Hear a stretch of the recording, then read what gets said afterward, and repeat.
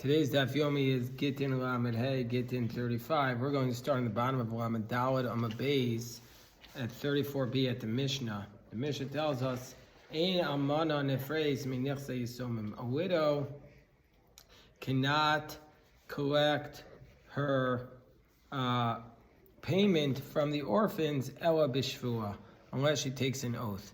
What type of payment is a woman entitled to from the orphans, from the estate? So a woman has a ksuba when she gets married. The ksuba entitles her to either collect the money as a lump payment, or she can get mizonos, meaning ongoing support from the ksuba, from the estate.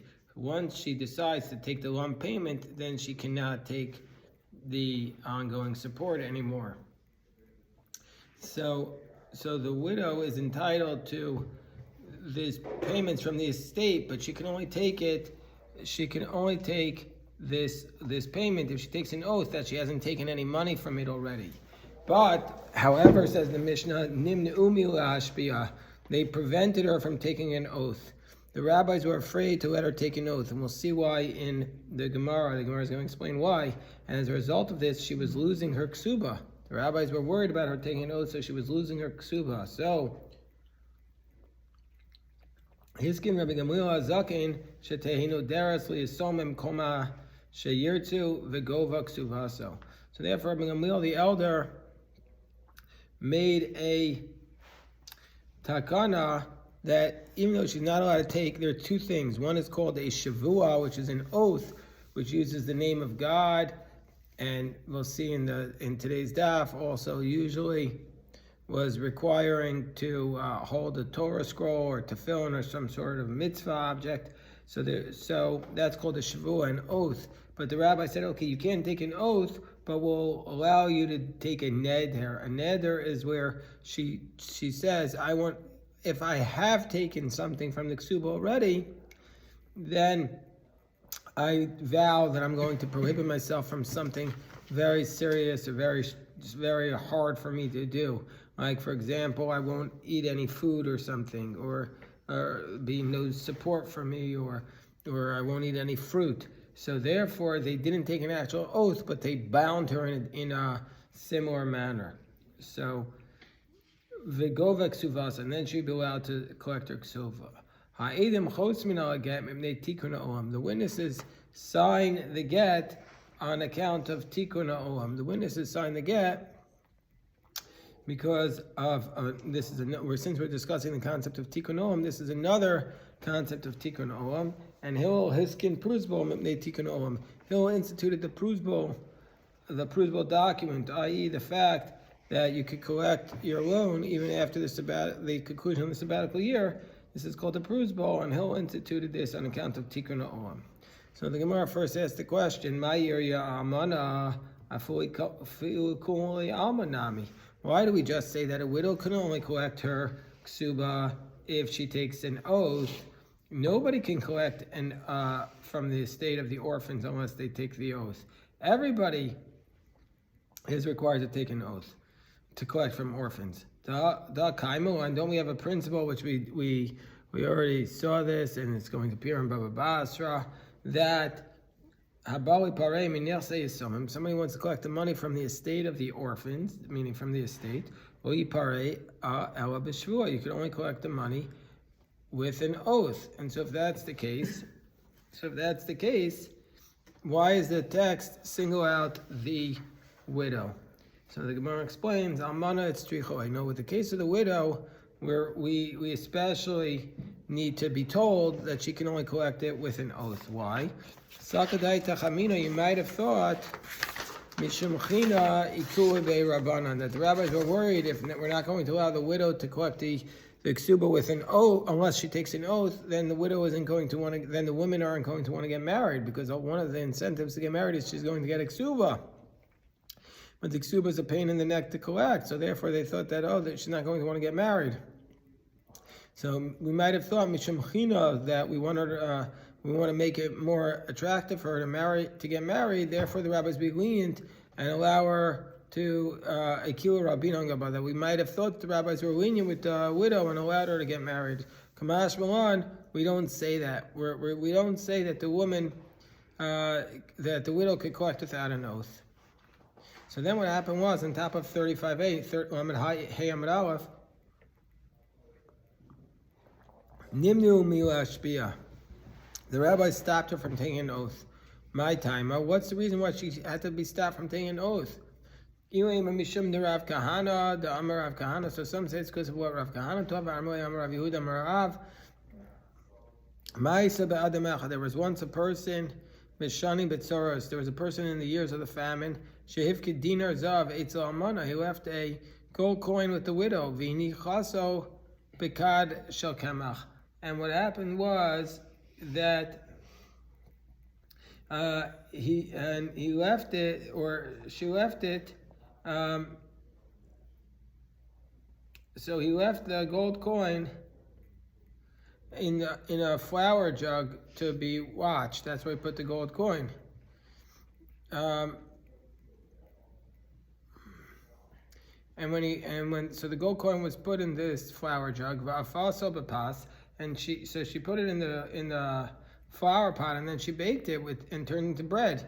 When it's ani, and she gave it to the poor man. So she didn't realize she put it in the flour, and she didn't realize she baked it, and then she ended up giving it to the poor man. A little bit later, the guy who owned the gold coin came to her, and he said to her, Havili dinari, give me my gold coin. She says to him, Hanes sam amaves be'echa mibanea she'osa isha. She said, if this woman, meaning herself, actually benefited from this gold coin, if I benefit at all, let poison come on one of my children. That's what she said. Meaning she was so sure she didn't take it. So Amru, they said, Lo ayu yamim muatin ad shemeisach mibanea. One of her children ended up dying because she had benefited. When the Chacham heard about this, Amru mami sheneshba be'emes kach hanishba al sheker kach hanishba al sheker alachas kam kam. This is what happens to somebody who swears truthfully. Somebody who swears is a lie. How much more so? So because of this, the rabbi stopped the oaths, because she took a false oath, she didn't realize it. So Gemara asked the question, my time Marianchi, why was she punished? Meaning, what benefit did she have? She gave it away. She didn't get any benefit. Gemara says, no, there was a benefit to Shtar Shila Makom Dinar, because she saved the place, the dough, she saved the place of where she saved the place where the coin was taking up the space of the dough, and so therefore there was a benefit that she made. So why does it mean that she swore truthfully? She didn't swear truthfully, she swore with a lie.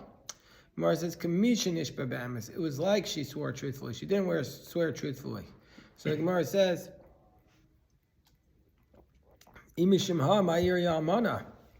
so why is it just a widow who we don't want to allow to take an oath, if that's the case, if we're just worried she's going to lie? Fil Grushanami, also a divorcee shouldn't be allowed to take an oath to collect her ksuva. But Shmuel taught the widow is the one we don't allow to take an oath, but the divorcee we do allow. Gemara says, Almana Shani. No, the Almana, the case of the widow, is different. Why? Because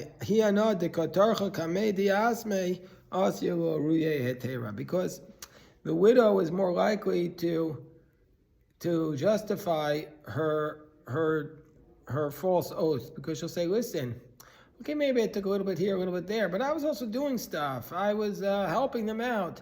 So with that little benefit that she does for the orphans, she's going to come and rule for herself that she has a little bit of leeway in terms of what she actually took, and she won't be completely 100% truthful. So that's why we don't allow the widow to take an oath. And so for that reason, she couldn't collect her ksuba like that. So there was a period of time where the widow couldn't collect her ksuba. They didn't know what to do. Then Rabbi Gamliel made the takana that she could collect the ksuba via a neder as opposed to an oath. So Amar Rabbi Yehuda, Amar Rabbi Yirmiyah bar Abba, Rav Shmuel Damar Chavanu Lo Shanu Al Bezin. Okay, but Rav and Shmuel said, when there's another way she could collect the ksuba. If she goes into the court, she has to take an oath, so then she can't do it. But we would allow her to take an oath outside of the court. In the court, we don't allow her to take an oath, but outside the court, we would allow her.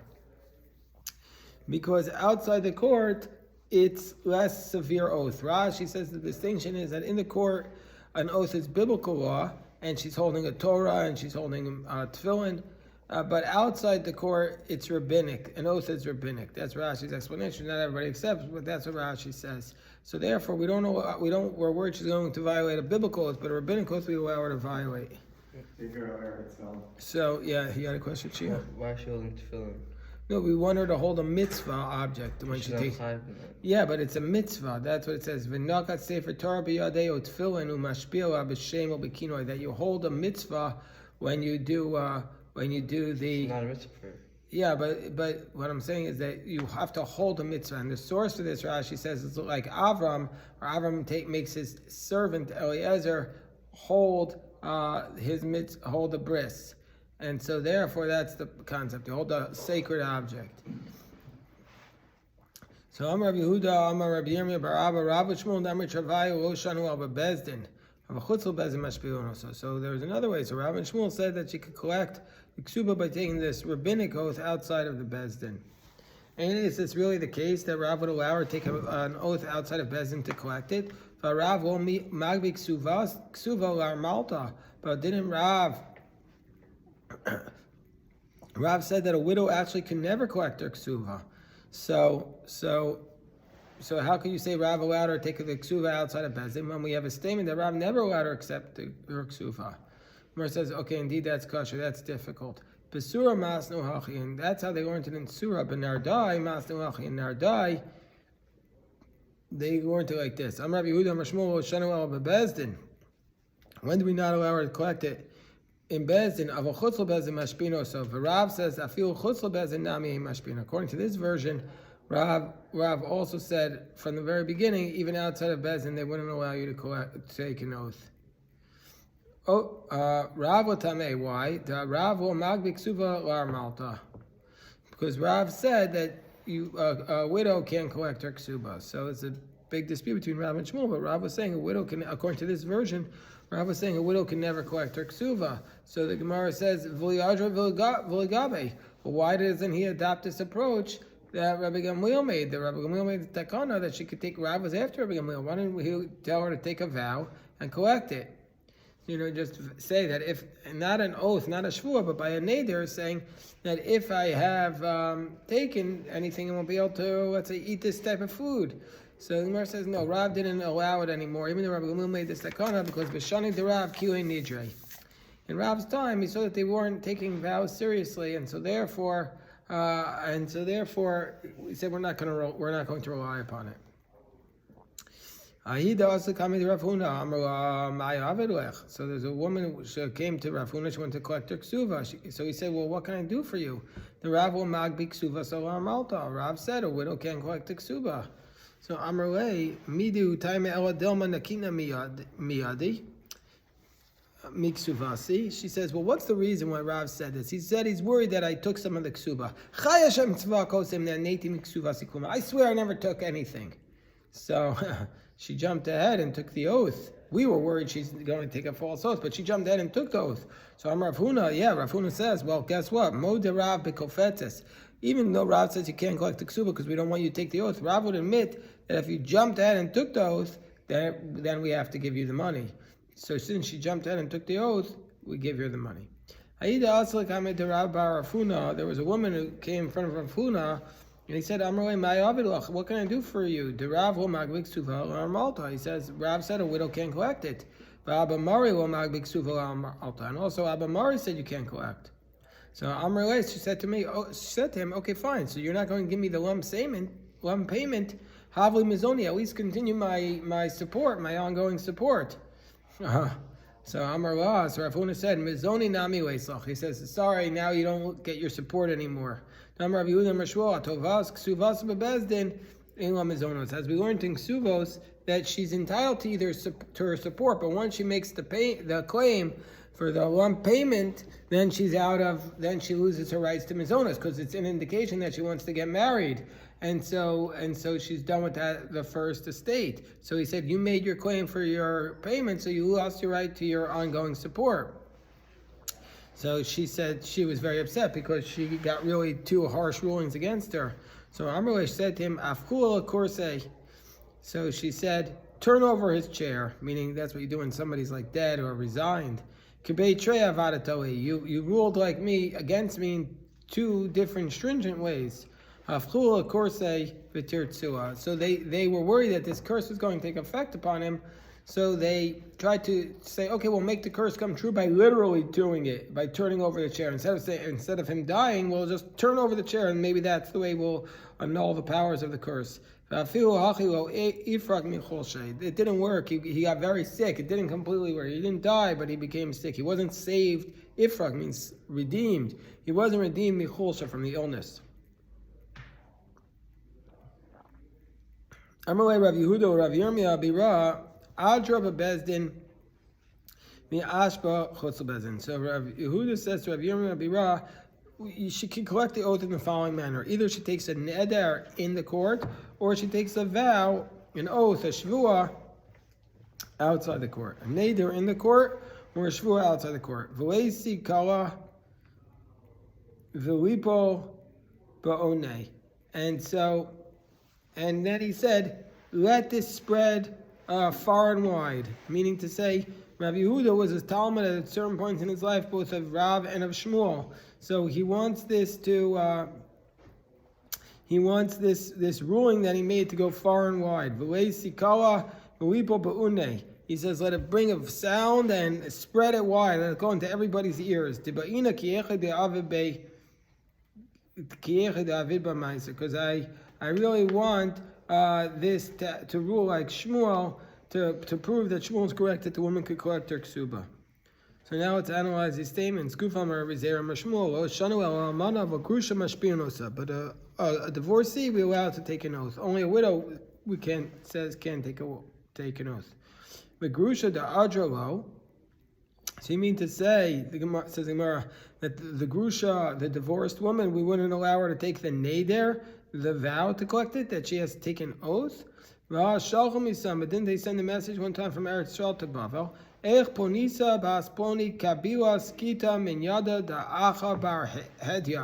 That one time she got her get from the hand of Acha bar Hedya, the Miskri Ayam Mari, Venoderes Asras Perisha Ba'olam Allah. There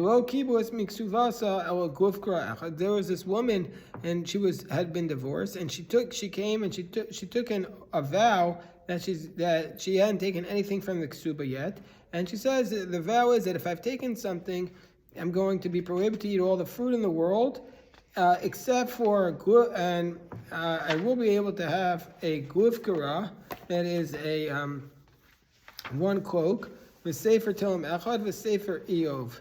And I'll have my book of, the only thing I've taken is one coat, one Tehillim, one book of Job, Mamshelas Beluyim, and then some Proverbs, and maybe a book of Mishlei, she says, that were faded out. V'shamnim b'chamishim mana. And that's all I took. I took these things that are worth 50 mana. And they said, when she comes to you, let her collect the rest. So we see from here that this divorced woman did take a vow, and that the only thing she had benefit was the Sefer Tehillim, this coat, this book of Mishlei, very interesting window into the valuable possessions of this random woman. So we see anyway that a divorcee does collect with a neder. So the Gemara says no. Rav Ashi says, Hahu get yivamin haga. That was not a real get. It was a real get. That was not a typical get. That was not a usual get. That was what's called get yivamin. What's the get yivamin? So, does anybody remember what the get yivamin is? Okay, so we'll remind everybody. So, when a woman falls to yibum or chalitza, let's say there's one woman whose husband died, and there's, let's say, 4 or 5 brothers remaining, and any one of them could marry her by doing yibum. Or chalitza. Chalitza means that you sever the marriage by she removes the shoe from one of them. So let's say one of the brothers jumps ahead and does yibum and gives her a get. Get is not a valid way of severing the marriage, but still the rabbis and Yevamos teach us, the Gemara teaches us that if one of the brothers jumps ahead and does yibum with this woman, even though she requires chalitza, then she no longer can do yibum with any of them. So this get, which she got, was not the typical get, it was a get Yevamin. And because she got that get, so now she can't marry any of them, and so she has to do chalitza from that same one, or she has to go back and do the chalitza after the yibum, but now she's allowed to collect the ksuba like a widow. So that's what they were saying, that this was an oderis in order to collect the ksuba. So she was coming to collect the ksuba from her first husband from whom she'd been widowed. Yes. What is that limited? Because it's a case of a widow, not a divorcee. That's what she's not collecting it from the man who gave her the get. This was not a vow to collect the money from the man who gave her the get. This was a vow so she could collect the ksuba of her deceased husband. That's what the case is referring to. So it is a case of a widow. It was not a typical get. So the Gemara says, Rabbi Gamliel the elder instituted that have a good day, Rachel, he's a chodesh tov. Rabbi Gamliel Zakin instituted that she takes a vow, shetahenu deres. So Amar Rav Huna, Hoshanu al b'shalom nises. Yeah, when does it work to take a vow that she never got married? Only if she never got married. Aval nises, but if she had gotten married, then ein madirno. So then we're not going to allow her to take a vow that she didn't collect anything from the first husband. It's a state. Nises my time. What's the problem with it? The mefer wa baal. So because the husband would annul her vow. So the Gemara says, well, Kiloni says nami. Well, even if she didn't get married, so even if she hadn't got married yet, we still shouldn't allow her to take a neder, because when she gets married, the husband can annul her vow. The Gemara says, no, that's not going to be a concern. Because the husband cannot annul vows that were made prior to the marriage. We weren't at the end of Nadarim. Samal Zayin, Ayim Beis, Beites appears 3 times in the Nadarim that the husband cannot annul vows that came prior to the marriage. Gemara says, but still, but still there's a problem. Well, she could just go to a chacham, and a chacham can annul her vow. So what good is a vow going to do? After she gets the money, she could just annul it. Gemara says, "Kasavar tzarach hafari." That's another. No, the assumption is Rav Huna, who says that she makes a vow. Rav Huna, whose position is that she can only do the vow before she gets married, he says that she's not going to go to chacham after she gets married because she's going to need to specify the vow, and so then the chacham will see what she's talking about, and he's not going to annul it. Rav Nachman Amar Afilu Nises. Even after she gets married, she can take this neder that she didn't collect anything. Gemara says Nises vade me for a vow. Well, how's that going to work? For sure, the husband can annul her vow when she's married. If she took the vow after she's married, he can annul it. So why is she able to collect it from the first husband? Gemara says, no, we make her take the vow in public. So since she was a vow in public, therefore he was of the position that if you make a vow in public, Rav Nachman was of the position that once you make this vow in public, nobody's going to be able to annul it. That's Rav Nachman's position. So the Gemara says, Meisvei, the Gemara challenges Rav Nachman, Nises gova ksuvasa. So, in Nadra, so he says if she gets married, she could collect her ksuva if she had taken a vow. My love, Nadra hashta, doesn't mean that we're talking about that she took the vow while she was collecting it, and it's a question not of Rav Nachman, but it's a question of Rav Huna. So she can only collect the ksuba if she makes the neder before she gets married. The Gemara says no. The Nadra may occur. It's talking about a case where she had already taken the vow before she got married. But the Bride says Vatanya Nises. No deris v'gova ksuvasais. But doesn't the Bride say specifically that once she gets married, she takes the vow and collects the ksuva? So the Gemara says Tanai. So the Gemara says, okay, it's a dispute. Rav Nachman Rav Huna's question of whether or not she could collect the ksuva only if she takes the vow. She could take a vow only before she gets married or even after she gets married. It's a dispute amongst. It's a earlier dispute amongst the Tanaim. The So ego. I don't understand the issue. If the husband can cancel her vow, but only within the same day, right? Yeah. So why don't you? So don't award her The same day that he hears about it, right? We saw one position the same day that he hears about it. So she collects the ksuba.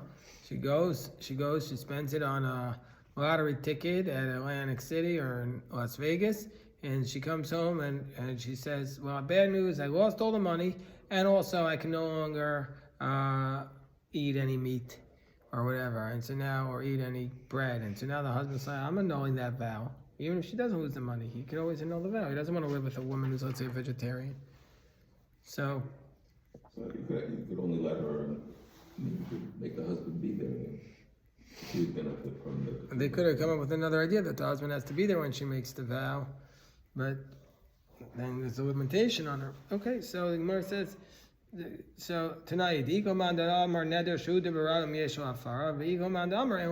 question of whether or not she can take the vow after she gets married is related to the question of whether or not it's really an effective solution to make her take the vow in public. Essentially, a little close to what Jeff was saying. Jeff was saying make the husband be there, but here they're saying whether or not if you make it in public, is it able to be annulled? So this is just a general question. When you come to the Chacham to annul the vow, do you need to specify the ramifications, the details around the vow that you made? Rav Nachman Amar Eino Tzarach, Rav Papa Amar Tzarach. Rav Nachman says you don't need to, Rav Papa says you do. Rav Nachman says Eino Tzarach, the Amar Tzarach, because if you're going to say you need to specify it, Zimnin the guy is Leilo Dibura, maybe sometimes he's going to be inexact with his words. The Chacham will annul that which he heard, but he didn't hear everything. And Rav Papa says, and so therefore he didn't really annul the vow properly. Rav Papa says, Tzarach Misham Milso Di Yisura. Rav Papa says, no, you need to specify it because maybe she took a vow upon herself on something, Milso Di Yisura. Maybe she took a vow about something that was. So Rav Papa says you need to specify Mishum Milsa Di Yisura. Maybe she took the vow about something that was specifically prohibited, like for example, collecting the ksuva. Meaning to say, like for example, she says all the fruits of the world, I'm reading from Rashi, will be prohibited upon me if I'll violate this specific sin, and she wants to release herself from this vow so that she can violate this sin. Meaning to say she wants to specifically have the vow released so that she can violate the sin, and so therefore Rav Papa says no, the Chacham needs to hear about this so that he knows not to annul the vow, because the vow is to prevent the sin.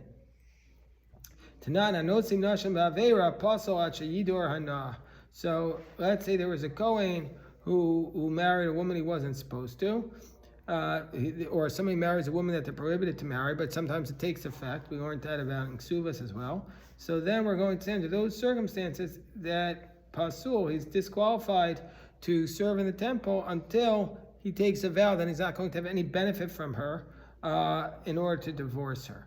So Vitani Allah, we learn about this, no der oved yored megarish. He immediately does the vow, then he can worship right away, and then he comes down and divorces her. If you want to say when he comes to annul the vow, he doesn't need to specify it. Rav Papa said you need to specify it, but here in this case, well,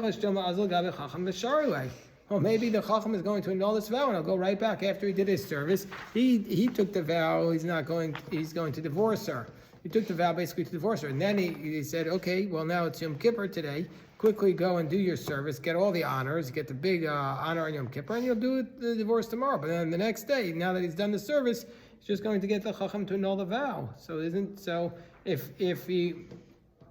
you're going to say like Rav Nachman that you don't need to specify it, why aren't we concerned that they'll go to the Chacham and he'll know it? So it's a question on Rav Nachman. So the Gemara says the Madrino no, we did this vow in public, and so therefore Rav Nachman says you can no longer know it. So the Gemara says, that